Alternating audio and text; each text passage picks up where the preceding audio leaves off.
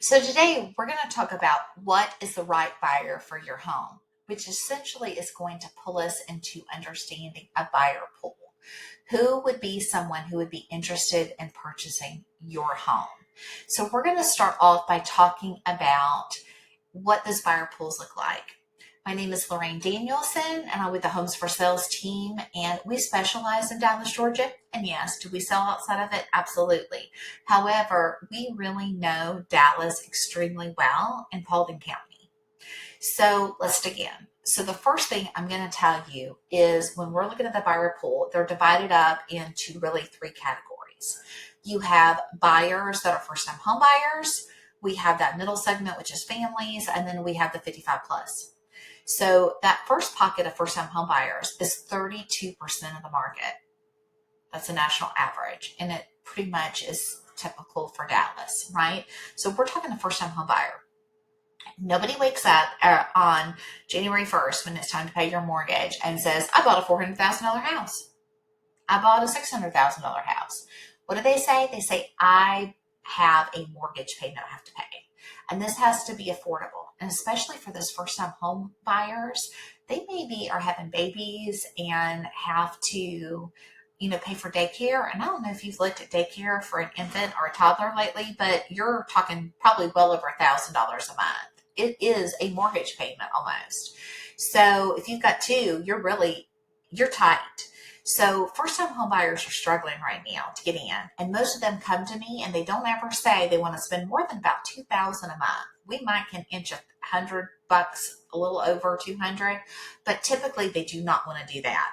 So if your home is not under 300,000, maybe even 250, 260, you're missing out on that buyer pool. You are not a first-time home buyer's house. Most of them do not do that because they are buying the home with a FHA loan or a conventional first-time homebuyer loan, and that's 3%, 3.5% down.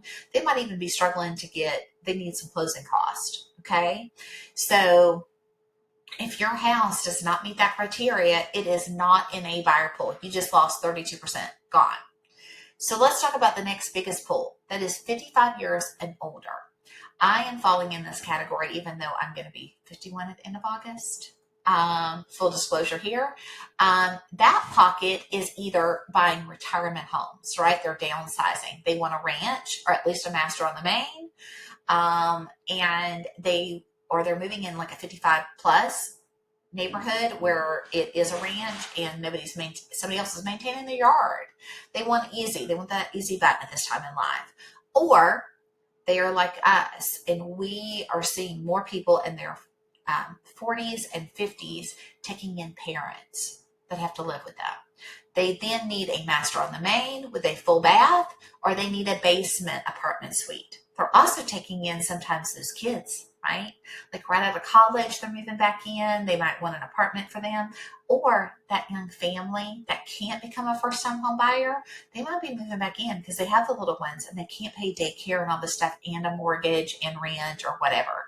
And so they need that space. So that's that 55 plus up pocket, what makes them up. So if your house doesn't meet any of those, right? We're talking about who's the buyer for your house. So you don't have a bedroom and bath on the main. You're not a ranch. You aren't under 300,000. Then you're going to fall into that 25% of the rest of the market that's left, right? We had 32 that went away with buyers for first-time home buyers, and now that you're not in that 55 plus segment of buyers, right? You don't meet those requirements or that multi-generational house. You're a 4-bedroom, 2.5 bath. All your bedrooms are upstairs. You're, 2,200, 2,700 square feet, right? You're that 300 to probably, 600,000 out here. So, and we are traveling. Oh, there we stop that. Guess what happens? You've only got 25% of the market. That's not a lot, right? And then some other things that might exclude you, right? So we're going to talk about those as well. But who is your buyer pool? Looks like, but there's other things that means you could stay on the market longer, even if your house is fabulous and there's nothing wrong with it, okay? So let's also talk about a few other things. Now, we're going to discuss what is your other competition out in the market, because that's going to affect your buyer pool as well. So out in Paulding, if someone is a first-time home buyer, we actually have a lot of rental neighborhoods. And when I say rental neighborhoods, I mean the whole neighborhood is a rental neighborhood, and they're brand new construction, and they're continuing to build them. So they are anywhere from 2,000 to about 2,800 on a mortgage payment. So they're sucking up a lot of that first-time home buyers that with that 2,000, 2,100 a month, because they can go rent a 4-bedroom, 2.5 bath, 2,300 square foot home, and it's brand new. And there's no responsibilities for them. And they're not getting an icky rental, like in the past where sometimes people were having to, especially the last couple of years, deal with whatever was out there. They're getting a brand new constructed home in a neighborhood where everybody's nice and new, and it's a lifestyle for them and their families. And they're not bad schools. They're actually some of them in our premium schools out here. So if you need a basement, you might be all the way up to 2,800, but that's the reality that we're looking at, that someone could go and rent out here right now and not purchase. And so they are sucking up some of that first-time homebuyer pool, and some of that pool that is families, young families, someone relocating that might buy. They are renting, so they need to see if they really like the area. So we're talking like 1,000 of these new construction homes that have been built or being built. That's a lot of inventory gone, right? There's a lot of that buyer pool sucked away. The other second thing that we're seeing out here is new construction.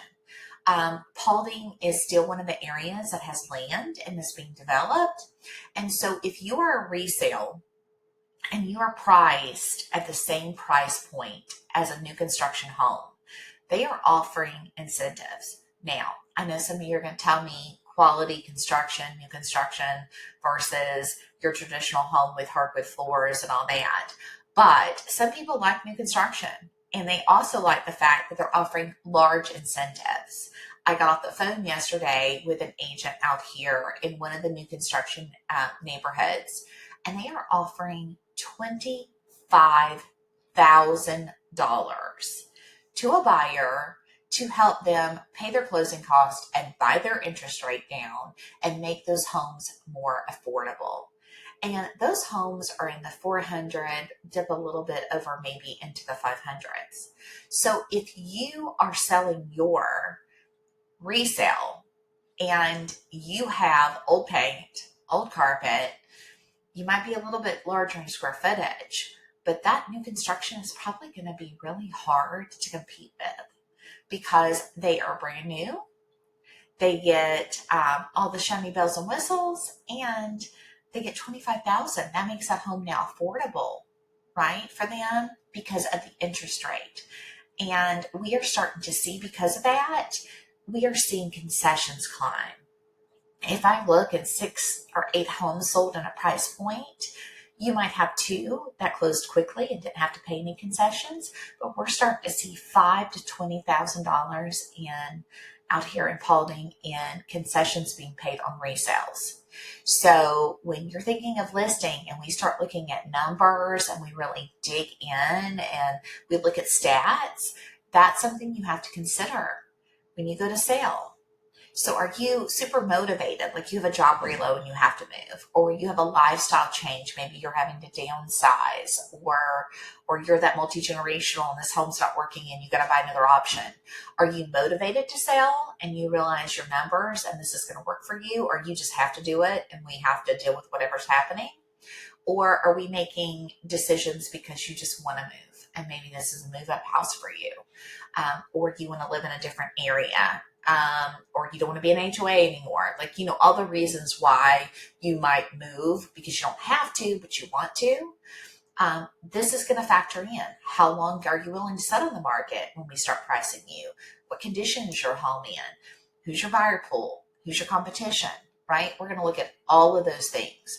But those are definitely affecting your buyer pool right now, that new construction and those rentals. Now I'm going to show you a piece of FMLS. This is exactly what I look at. And we're going to dig in some numbers. There's no fancy graphics. This is not super entertaining. This is just raw data. And this is really what you need to look at. And so I'm not going to look at actives. Yes, we need to look and see who your competition currently is on the market. But what we're going to really focus on is what closed. We want to close. That's our goal. So if we look in here right now, and it's 8:15, so we're halfway through the month. If I look, well, let's do that, 8 to today. And let's talk about that buyer. Let's look at that house, 500 to 5, well, let's do 501 to 525. Whoops. Right? And I come in here and I'm going to do our zip code, right? This is 30157. And I come into these results, I literally have nothing that has closed this month. So let's take it back. Let's do 16 days and 47 days. This is for July. I have 2 houses. Like I said, we have a 502 and a 524. So if we look at these homes, right, what are we looking at? So this home paid $27,379 in concessions. They did go over a little 5% when they were negotiating. Obviously, it appraised. It was an FHA. They were on the market for 5 days. But here's the kicker. Is that true? And it is. This was the last time it was purchased. Sometimes that's not always accurate, though. So let's look at this one. This one's sold for $524. They gave probably what was a repair when it's like $2,800. They gave a concession towards something. It was 115 days on the market. So let's look and see what that looks like. So that meant, right, it started at $579.9. So when you're listing, are you one of those people who's super motivated? Like you have to move. You have a job reload.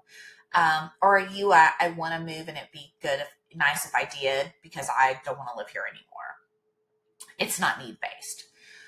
Because are you paying a mortgage? Are you basing decisions on that new move? Let's say you're a job reload and you've already got to go to the other job and we list you. We need to be priced appropriately because you're going to make decisions based off of this. And this was $50,000 that someone thought they were getting. Now, could that have been because they just thought their house was worth it and they didn't want to listen to their agent? Could that be missed up on the agent's part? We have no way of knowing any of that. But I do know that if you're making decisions thinking you're netting $50,000 more, and that's not how it goes, that's never a happy conversation to have with somebody. So you want to be priced appropriately, right? And that is key. And see what it took to get them in the right pocket. And this is someone who sat literally, look, this was a new listing, 1/11/24. And they went all the way from January of this year, January, all the way through the spring and summer to get them where they needed to be. That's a long time to have your house on the market. I know we were used to being super fast. We are seeing more days, and it just may be more days. But I remember from when I've sold other homes what it's like. Kids, pets, people coming in randomly. You can't guess it. You got to keep your house all fixed up. You know, I mean, 6-7 months out of the year having to deal with this is not fun. We all know that, right? It's just not fun. So what is your situation? And then what are we looking like when we go to do it? Now, I'm going to come over here because this is something I found that was interesting. And I'm going to do a little window. This 500 price point had 2 houses, right? So someone priced at 500, 2 buyers, 501 to 525, 2 buyers. So the 500, which was what we call a hard price point, did better and had and it was where people bought. So let's talk about how the internet works. People buy and go out and house shop when they're buying. and they type in $25,000 increments. So I don't ever list somebody at $499,900 because $400 we just miss somebody at 500, 525, right?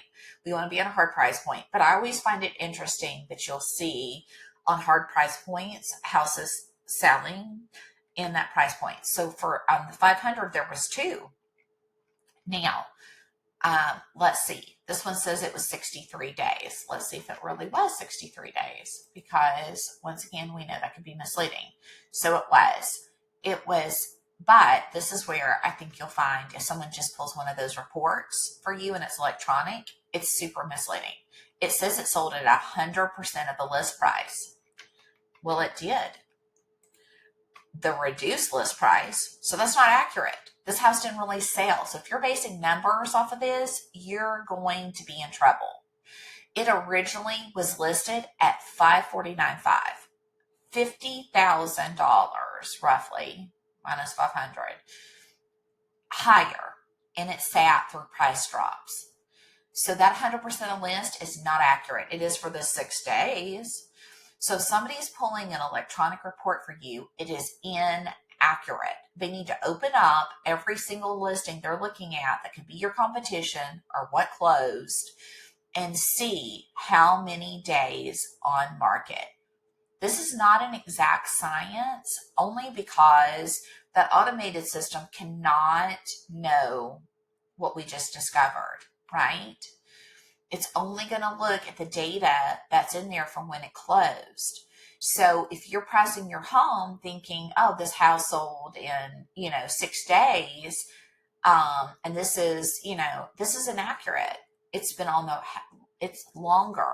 So let's say this had been active when you first decide to list, and you're like, well, my neighbor listed at $549,500. I'm going to list what my neighbor listed at, right?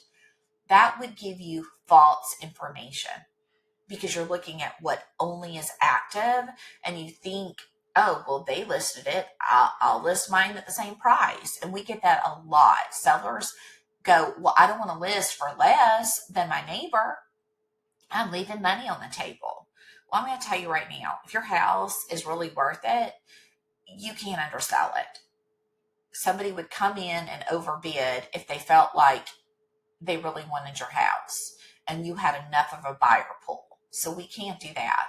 But this would be super misleading information, right? And they didn't pay any closing costs. So now let's look at this other one.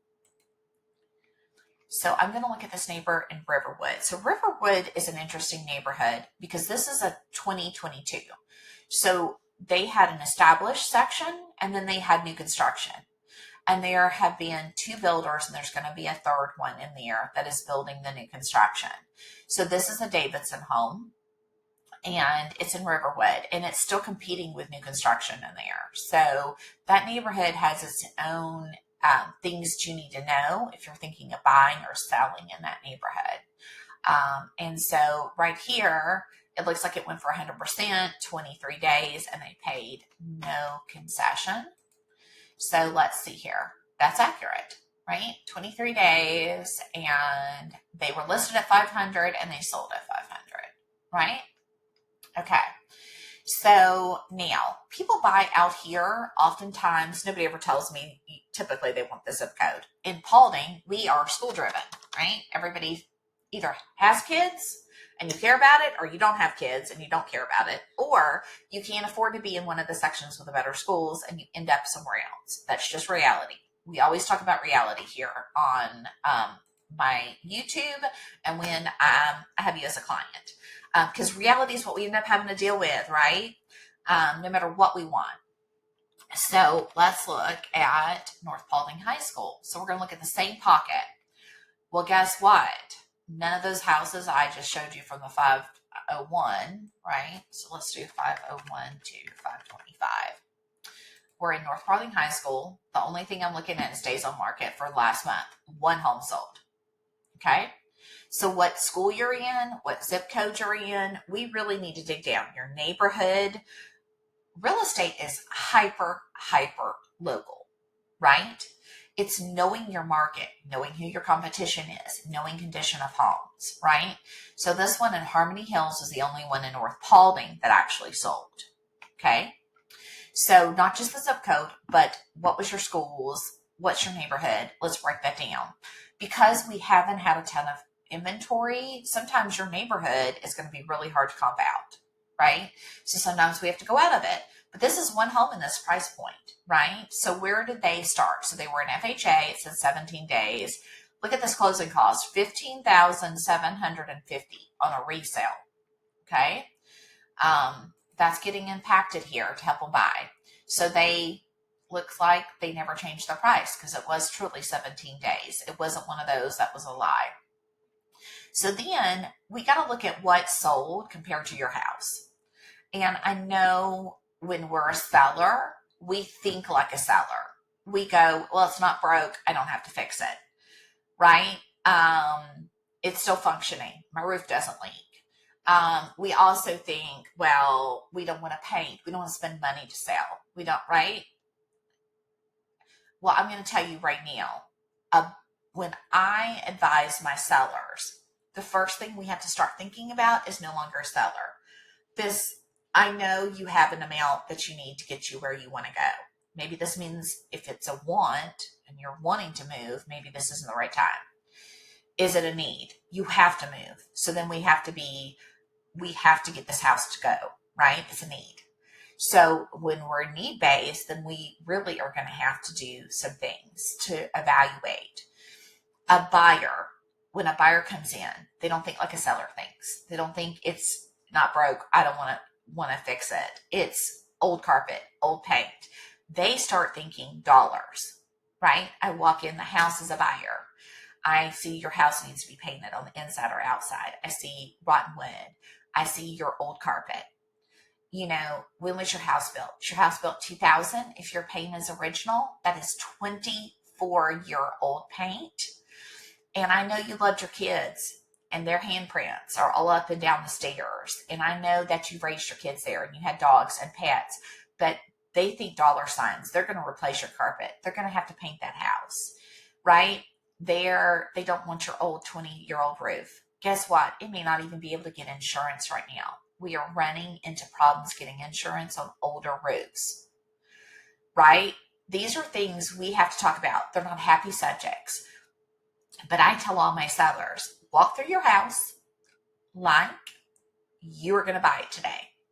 And when I ask them, what did you pay for it? You paid $200? Are we selling it $550? Would you buy your house for $550? And they almost always tell me no. So that's the first hurdle we get over. Then walk through your house. Literally pull up to it. Look at your landscaping. Look at your house. Look at your front door. Does it look nice and clean and freshly painted and inviting? Because I'm going to spend the most time while I'm getting in that lockbox staring at that front door. I'm getting in it. I know I'm dropping a lot of information for you guys today, but this is super crucial. Walk through your house. Look at it. Do you have things that need to be caulked? Do you have things that are cracked or broken? What does your house look like? Would you buy it today and spend $550,000 on it? That's what a buyer thinks when they walk through. How much money am I going to spend on this house? Is your systems old? Am I replacing an HVAC in the next couple of years? Oh gosh, I'm going to drop 10, 15 grand. They start adding that up. They already got to bring a down payment, potentially closing costs. They may need them from you. What are we looking at in this deal? And what are they thinking? Are we priced right? Are we in the right condition? Do we have a buyer pool? That's where opening up other homes that closed, not what's on the market necessarily, because I know that's our competition, but what closed. So if I looked at this house, I probably don't need to do anything to the floors. It's a 2017. The paint's probably okay. We've got some scuffs, depends on how rough they've been on it, right? We're going to look through this house and see what we think about it, right?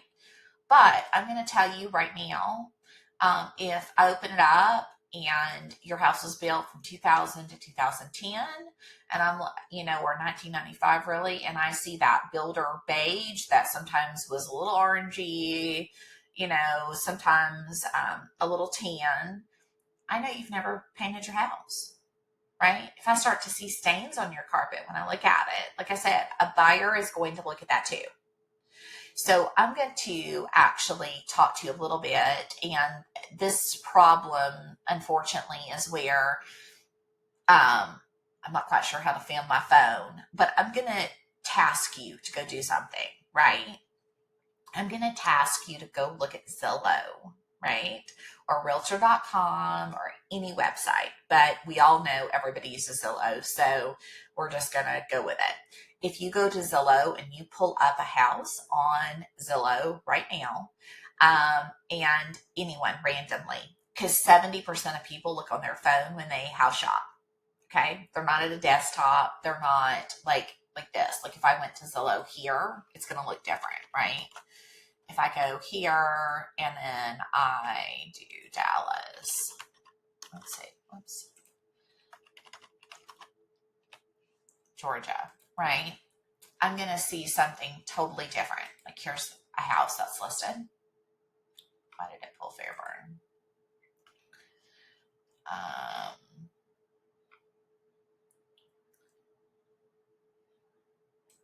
It's got just Georgia listed. There we go. Dallas, Georgia. Okay. So let's just look at this house. See, I can see a lot more information here, but if you're shopping on your phone, you cannot. So go to your phone, pull up a random house. And what you're going to see when you pull up, let's see here. I might can show you. Let's try it this way. I'm going to switch back over and we're going to be on a bigger view. So give me just 1 second here. Stay with me, please. So let's look now at your phone, right? So I've got Dallas, Georgia pulled up, and see this is the first house we're going to look at. So we're looking at it. So this is almost like a dating app, right? Somebody's got to love your house. They got to like how it looks. So all I see is pictures. I see a price. I see bedrooms and baths and an address, right? Ignore that estimated payment. They're never right. It's not your situation. It's not what you're going to be paying a month. I hate those. But almost every website looks like this now. My website, if you go to homesforsalesteam.com, when you come in, everybody looks the same, right? We all have the same IDX feed. Nobody has a house that you don't have, right? It's all shared information. Okay. So when I look at this, I'm dating, right? I'm going to click into pictures and I'm going to start looking at pictures and I'm just going to scroll across, right? And as I'm looking at these pictures, that's what I get, right? I'm getting, oops, it popped me out. I don't get a description, right? I don't get a description. I don't get to read how amazing your house is. I just get to see it. So let's talk how that works. So if you're listing your house, the day that your house gets listed, somebody gets an email, it pops up. Guess when they get another email? When we price adjust it to an open house, you got to make a change. I shift some pictures around, change the description a little bit, price drop you a little bit. Maybe they get another get an email. So they got to open up a whole search to see your house again. So I'm on the market as a buyer. Typically, we start months in advance, right? At least 3 months before we're going to buy. Sometimes people shop in a year or two cycles because they rent, their needs change, they're potentially getting a job reload, they're thinking about making a move or whatever. So people love to look on at houses. They just like to look. And on my website, I have people who have registered and been house shopping for years on there, and they looked at thousands of houses. Okay. So the reality is they don't answer the phone for us. They're not looking to buy. They're not part of that buyer pool, part of that 8 billion people who wants to come by Dallas this month, right? But we've got to be amazing. We got to be amazing, because if you open up your search and they are looking at all the houses, what rapidly happens is I get a couple pictures in and I go, oh, I've seen this house before, right? And I didn't like it. Swipe, I'm out of it. It's like dating, right? Ooh, I don't like this person. I don't like how this looks. So our best tool for you when we market your home, if you're thinking of listing, are those photos. We always use a professional photographer. We do a 3D walkthrough so someone can walk through your home on their couch. We do floor plans. They can see layout. That stops somebody who says, oh, I didn't realize you don't have a bedroom and bath on the main, right? Like we have floor plans. We do drone. We do video. We highlight your home. But we also come and advise you how to be in the right condition to get you the most money. And we understand sometimes maybe you don't have that cash liquid. We have other systems where somebody can come in and you can pay at close. And maybe you just can't do the work. Maybe that's not an option. Then we have to be priced appropriately. But we shop online by looking at photos. No matter how amazing my description I write is, I got to get you to look at the photos and want to swipe up, right? I got to get you to want to swipe up to look at that description and get more information.